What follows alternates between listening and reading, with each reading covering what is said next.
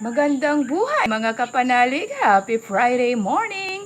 Ang ating mabuting balita ngayon ay mula sa aklat ni San Lucas 16 verse 1 to 8. Ang talinhaga ng tusong katiwala. Lahat tayo ay ipinagkatiwalaan ng Diyos ng kanyang mga yaman.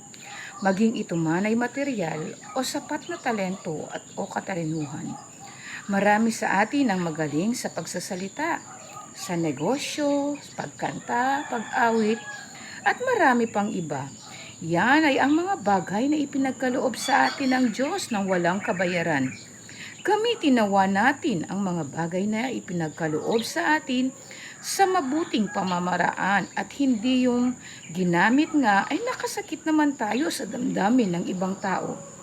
Mga kapanalig, ang hinihiling po sa atin ng Panginoon ay maging patas tayo sa lahat ng pagkakataon at huwag linlangin ang kapwa sa pamamagitan ng bigay niyang talento. Tatapwat ay maging instrumento nawa tayo sa paggawa ng kabutihan sa kapwa nang lalong magalak sa atin ang Diyos. Naway ang buhay na ipinahiram sa atin ay maging fruitful upang sa pagdating ng tamang panahon ay hindi tayo nahihiyang humarap sa Kanya sapagkat ginawa natin ang husto at tama para sa ating mga buhay. Amen.